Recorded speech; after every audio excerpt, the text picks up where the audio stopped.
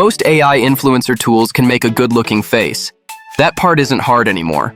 The real problem starts the second you ask for more. Real motion, dancing, extra elements in the shot, character edits. That's where a lot of these tools start breaking. So today, I'm testing APOB's new Seedance 2.0 powered upgrades. And I'm focusing on the two features that matter most here: Image to Video Ultra S and Edit Character Ultra S. Because if these two actually hold up, APOB becomes a much more serious tool. This is not going to be a full platform tour. I'm only looking at the two upgrades that really matter for this kind of workflow. First, can APOB give you stronger motion results when the shot gets harder? And second, can it bring a character into video without the identity falling apart? Because that's the real issue with most AI influencer tools. They can give you one nice image, but the moment you animate it, add complexity, or try to reuse the character across content, things start drifting. So that's what I want to test here. Not just what looks good in a demo, but what actually holds up once you start pushing it. And honestly, this is exactly where most AI dancing and AI influencer tools still struggle. Getting one pretty image is easy now. A lot of tools can do that. The real challenge starts after the thumbnail. Ask for real motion, and suddenly the body feels floaty, stiff, or just off. Add more to the frame, a prop, a clothing detail, something in the background, and the shot gets messy fast. Then comes the biggest issue of all if you're trying to build an actual AI influencer. You change the character, and it stops feeling like the same person. So for me, the three real pressure points are simple: motion, added elements, and character consistency. And that's exactly why these two APOB upgrades are worth testing. Before I get into image to video, let me show one quick step first. With APOB, you start by building the model. So I'm going into Create Model Portrait. From here, you can either upload your own image or use the AI influencer generator to build the character inside the platform. This time, I'm uploading my own face, confirming the crop, naming the model, adding a short description if I want, and creating it from there.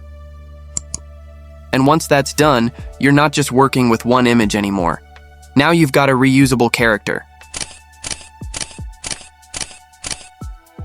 So with the model ready, let's move into Image to Video Ultra S and see how well this character actually moves. Here, I'm taking the character I already built, going into the Image to Video workflow, and starting with a single reference image. I'm choosing Ultra, because Ultra mode is the one powered by Seedance 2.0. From there, I can write the prompt, set the motion direction, adjust things like duration and resolution, and generate the clip. And for this first pass, I want to keep it simple. Because before I test harder shots, I just want to know one thing.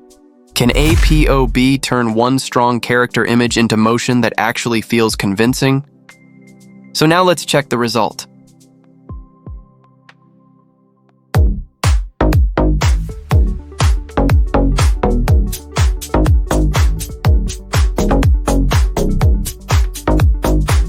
For a base motion test, this is a good starting point, because this is where weaker tools usually fall apart.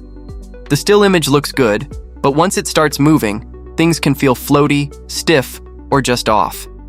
So here, I'm really watching the basics: motion, face stability, and whether this already feels strong enough to build on.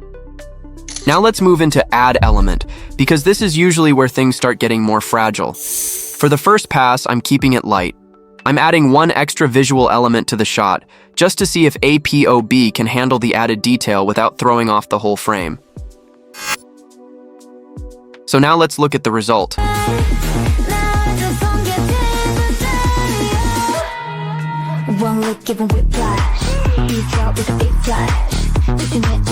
And for a light add element test, this actually holds together pretty well, because this is usually the point where extra detail starts making the frame feel messy. But here, the shot still feels readable, the character still feels clear, and the added element doesn't instantly collapse into the subject. So as a first pass, this is a pretty solid sign. For the second test, I want to push this a little harder. So instead of adding just one element, I'm adding three. Because this is where the shot starts moving from a simple enhancement into actual scene complexity. And what I want to see here is pretty straightforward.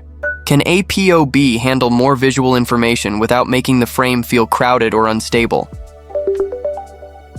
So now let's look at the result.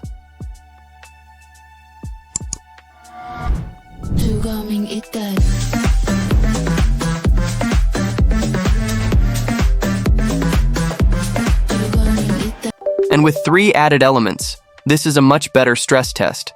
Because this is usually where the frame starts getting noisy, the subject gets harder to read, the extra detail starts competing for attention, and the whole shot can lose its focus. But here, the character still stays readable, the frame still feels fairly controlled, and the added elements make the shot feel fuller without completely overwhelming it. So this is a stronger sign than the first add element test. For the third test, I want to push this into something much harder. So this time, I'm not just adding more visual detail. I'm adding multiple people into the scene to create actual interaction. Because this is where things usually get a lot more fragile. Now it's not just about whether the frame looks fuller. It's about whether APOB can handle a more dynamic scene without losing control of the shot. These 2 characters were also generated here. Click on other models, for example, I chose Ariel here, then input a simply prompt, select the aspect ratio. Remember to select Ultra S 4K for best result because it supports 1080p Seedance 2.0 video, so the clearer our characters are, the higher the quality of the generated video will be. After generation, click to download to your computer. And I used same prompt generate Rose's photo too. So now let's look at the result.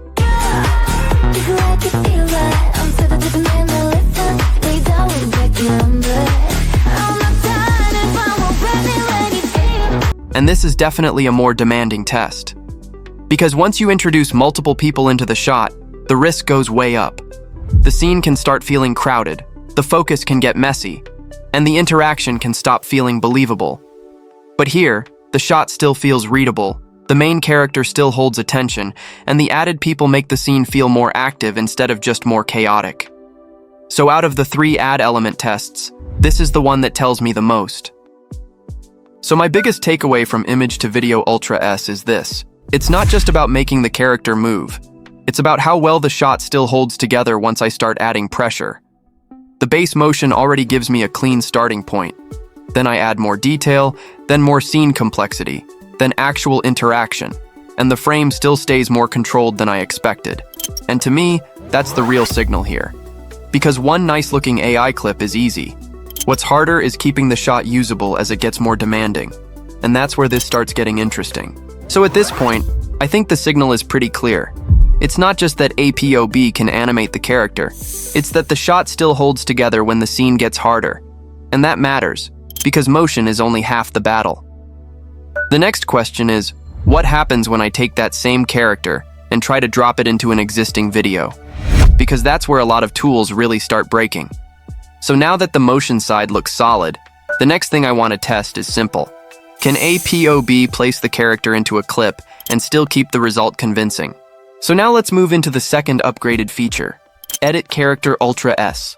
And based on the workflow here, this is not just a simple image edit tool. What you're doing is taking an original video, then using a reference image or your model image to replace the character inside that video. So the real test here is not just, can it change the look? The real test is, can it place the character into the clip, follow the motion, and still keep the identity convincing? So for the first edit character test, I want to keep this simple too. I'm starting with one original video. I found one inside their community section, but you could also use a viral dance clip from TikTok or Instagram and upload it into APOB. Then I'm pairing it with a reference image to see how well APOB can place the character into the clip. And for this first pass, I'm not trying to push anything too hard. I just want to see if the basic replacement already feels natural before I start making the workflow more demanding. So now let's look at the result.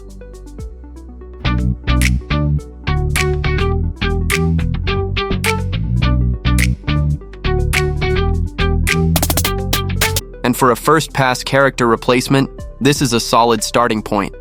Because this is where weaker tools usually get exposed fast. The face can start feeling pasted on, the motion can feel disconnected, or the whole clip can lose that sense of believability. But here, the character sits in the shot fairly naturally, the face holds up, and the result already feels strong enough to keep pushing. For the second test, I want to push the reference a little harder.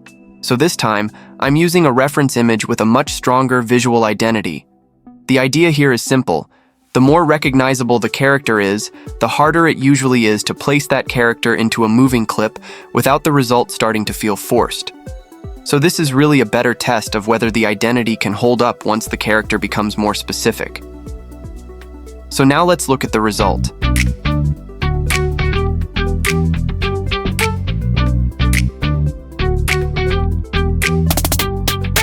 And this is where the test gets more interesting. Because once the reference image has a stronger identity, the result can start feeling less natural very quickly. It can feel too pasted on, too stiff, or just too different from the motion in the original clip. But here, the character still feels pretty well integrated, the identity stays recognizable, and the result still feels convincing enough to keep pushing further. Third, if you want the character to follow the original video's motion more closely, APOB suggests using edit motion. So here, I'm switching over to that workflow, using the character image on one side and the original video on the other. And the goal is pretty simple. I want to see how closely APOB can transfer the motion from the source clip onto the character without the result starting to feel unnatural. So now let's look at the result.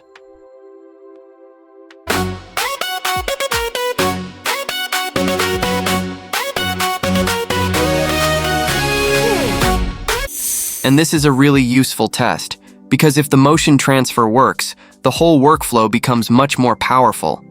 And here, the character does seem to follow the original clip's movement pretty closely.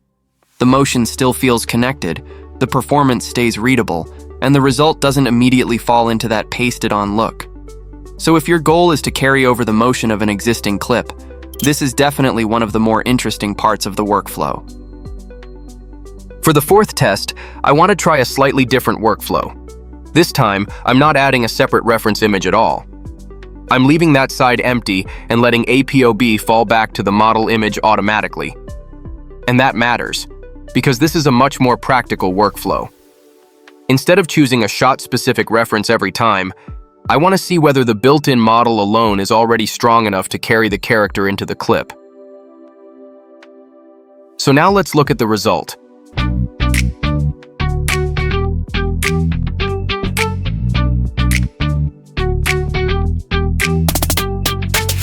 And this is actually a useful test, because if the model image alone can hold up, the workflow becomes a lot simpler. And here, the result still feels pretty solid. The character still reads clearly, the identity stays recognizable, and the overall result still feels usable even without a separate reference image. So if you want a faster, lower friction workflow, this is a pretty good sign. So my biggest takeaway from this whole edit character side is this. It's not just one feature. It's really a set of different ways to bring your character into video. You can use a reference image for more control. You can push a stronger identity and see if the result still holds up. You can use edit motion if you want to follow the source clip more closely. Or you can leave the reference empty and let the model image carry the character automatically. And that's what makes this more interesting than a simple character edit. It gives you more than one path, depending on how much control you want and how fast you want the workflow to be. So after testing all of that, here's who I think this is really best for. First, creators making AI UGC or ad-style content. Because if your workflow depends on taking one character and turning that character into multiple usable clips, then better motion, stronger scene handling, and more flexible character replacement actually matter. Second, people trying to build a real AI influencer account. Not just one nice image, not just one flashy clip. A character you can keep using across different posts and different formats. And third, creators who want more than one way to work. Because here, you're not locked into a single workflow. You can start from a character image, push more scene complexity, bring the character into an existing video, follow source motion more closely, or let the model image handle the character for a faster setup. So to me, this makes the most sense for creators who are building around repeatable character-driven content, not just one-off AI demos. So before I wrap up, here's the balanced take. What stands out to me is not just one individual result. It's the fact that APOB gives you multiple ways to work with the same character, and the system still holds up reasonably well as the pressure increases. From base motion, to added elements, to scene complexity, to multi-person interaction, and then into character replacement workflows. That's where the platform starts feeling more useful than a typical demo tool. What I'd still want to test more is pressure over time. More complex scenes, longer clips, and more repeated iterations on the same character. Because that's where you really find out how far the workflow can go. So overall, I'd say this. If you're building around a repeatable AI character, APOB gets a lot more interesting once you start using these workflows together. Not just motion, not just character replacement, but the ability to move between character generation, scene building, motion transfer, and video-based character workflows without starting from scratch every time. So now I'm curious what you want me to test next. Do you want a head-to-head comparison with other AI video tools? Do you want more extreme stress tests? Or do you want a full start-to-finish AI influencer workflow? Comment below and let me know. And if you want to try APOB for yourself, the link's in the description. Thanks for watching, and I'll see you in the next one.